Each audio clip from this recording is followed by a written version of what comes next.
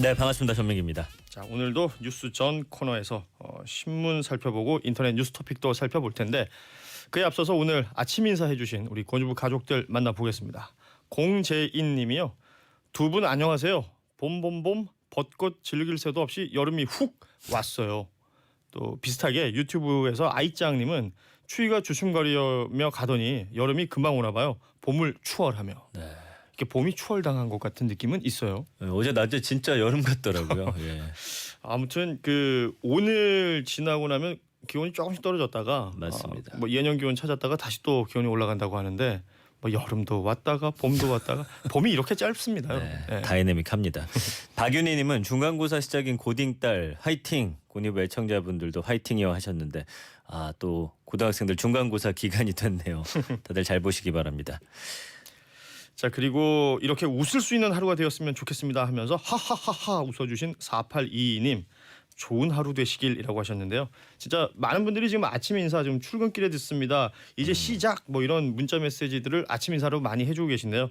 자, 하루가 시작이 되었습니다. 화요일 아침 신문에는 어떤 이야기들이 있을까요? 헤드라인부터 보죠. 오늘은 여야 사당 패스트트랙 관련 헤드라인 있고요. 거기에 이란산 원유 수입 관련 소식 그리고 최근 이슈 몇 가지 전하겠습니다. 자, 자유한국당을 제외한 여야 사당 그동안 말 많았었죠. 패스트트랙 안건에 대해서 잠정 합의를 했습니다. 네, 여야 사당 원내 지도부가 선거제 개편 그리고 고위공직자 범죄수사처 설치, 검경 수사권 조정 관련 법안을 패스트트랙 그러니까 신속처리 대상 안건으로 지정해서 올리기로 합의를 했습니다. 그러니까 이 세 가지 사안에 대해서는 잠시 후 이제 박순봉 기자가 자세히 좀 설명해 드릴 거고요. 제가 이제 여기서 좀 보고자 하는 거는 한국당이 초강경 투쟁을 지금 예고하고 있죠. 전국이 극한 대치 국면에 빠져들고 있다라는 이 지점입니다. 여야 사당이 향후 단계를 넘어선다고 하더라도 선거제 개편이 사실 그동안 역대 어느 국회에서도 여야 합의 없이 이뤄진 적은 없었습니다.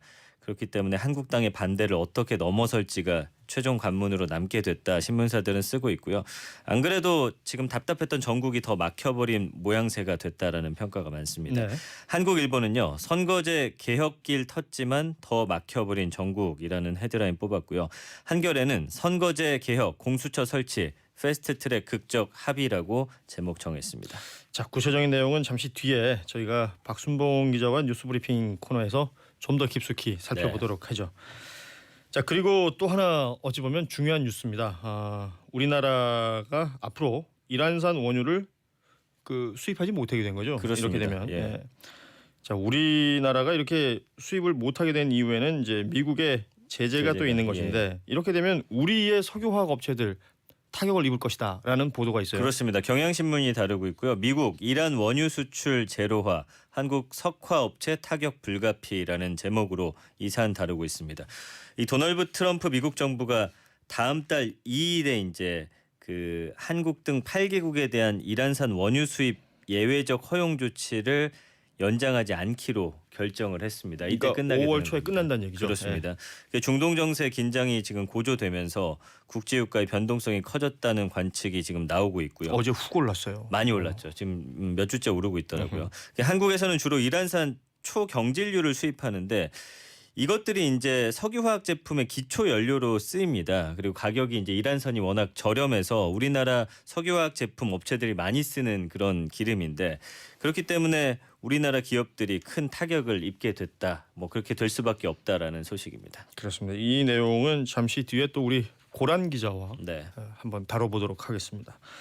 자, 그리고 보수 언론들 보니까 해리 해리스 주한 미국 대사의 발언을 실었어요. 맞습니다. 이 해리스 주한 미국 대사가 22일이었죠. 문재인 대통령이 하노이 회담 결렬 후에 제안했던 비핵화 중재안 굿 이너프 딜에 대해서 자신은 사실 중간 단계가 뭔지 모르겠다면서 거부한다라는 의사를 밝혔습니다. 또 한국 정부가 이것과 관련해서 본인과는 어떤 정보도 공유하지 않았다. 이런 이야기도 했는데 결국 북한의 비핵화까지 제재 완화는 없다는 것이 미국의 예전의 입장이고 지금의 입장이기도 하고 앞으로의 입장이 아닐까 싶습니다. 네. 동아일보가 이렇게 다루고 있습니다. 해리스 한국 정보 공유안에 굿 이너프 딜 몰라. 중앙일보는요. 해리스 비핵화 중간 단계가 뭔지 난 모르겠다. 이런 제목들 뽑았습니다. 자, 조선일보도 보죠. 체면국인 폴더블 폰 삼성 미국 출시 연기 검토라는 제목의 기사입니다. 지금 폴더블 폰을 세계 최초로 출시한 갤럭시 폴드 출시 연기가 검토되고 있는 겁니다.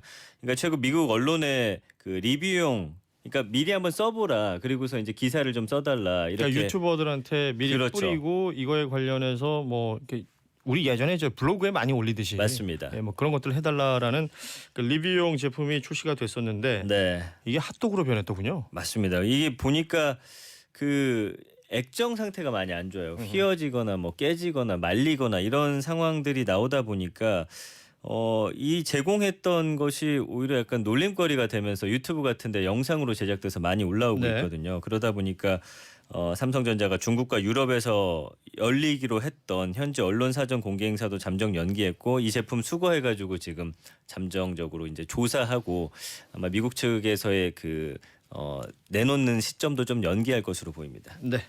자, 신문 이렇게 살펴봤고요. 인터넷 뉴스 토픽 살펴보도록 하죠. 첫 번째 토픽은요. 네, 필리핀 지진입니다. 현지 시간으로 어제 오후 5시쯤에 필리핀 그 북부 루손 섬에서 규모 6.1의 지진이 발생했는데 여기가 어디냐면 수도 마닐라에서 한 60km밖에 떨어지지 않은 곳입니다. 이번 지진으로 현재 한 6명 정도가 사망했고 열차 운행도 중단됐고 수천 명이 뭐 건물 밖으로 대피하기도 했습니다. 네. 그 영상 보니까 한 호텔 건물이 흔들리면서 고층에 있던 수영장 물이 건물 외벽을 타고 흘러내릴 정도로 심하게 흔들렸다라는 것이고요. 현지 한국 교민분 제보를 보니까 그 클락 국제공항이 여기 공항인데 여기가 폐쇄되면서 항공기들이 지금 결항돼 있고 관광객들의 발이 묶인 것으로 전해지고 있는데 뭐 한국인 피해자는 없는지 관광객이 얼마나 되는지 이게 네. 아직 집계가 안 되고 있습니다. 필리핀은 뭐 워낙에 우리나라 사람들이 많이 가는 곳이라서 네. 이것들을 꼼꼼히 살펴야 되겠죠. 이 필리핀이 그 흔히 지진에 어떤 활성화되어 있는 지역, 불의 고리라고 맞습니다. 하잖아요. 예. 거기에 포함되는 지역이고 규모 6.1이면 굉장히 큰 지진이거든요. 네. 이 관련된 또 소식이 들어오는 대로 전해드리도록 하겠습니다. 자, 다음 인터넷 뉴스 토픽은 어떤 겁니까?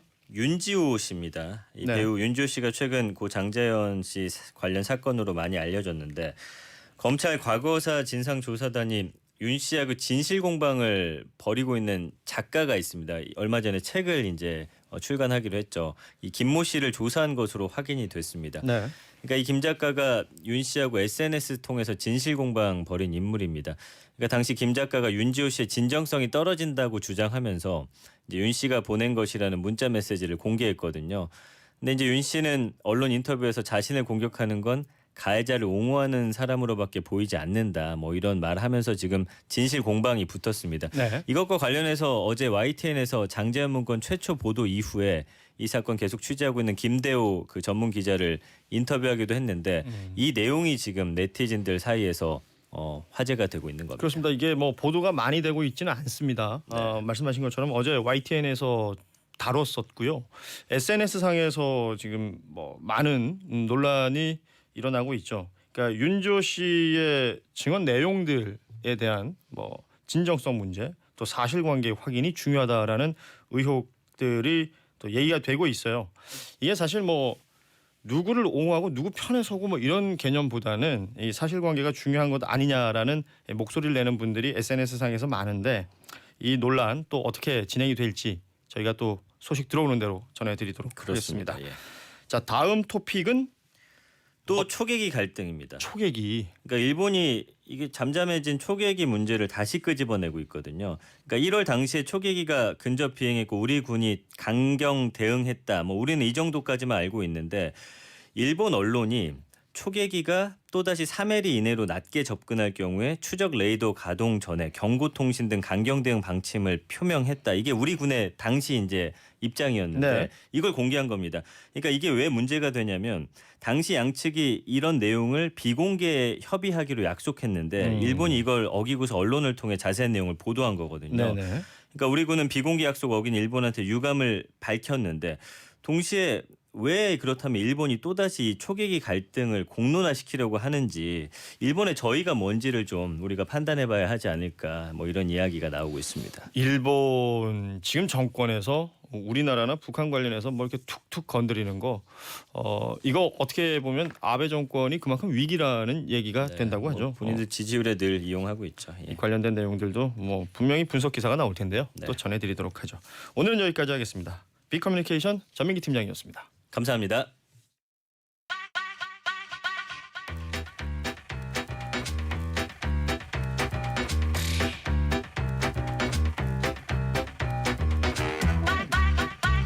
자, 시장에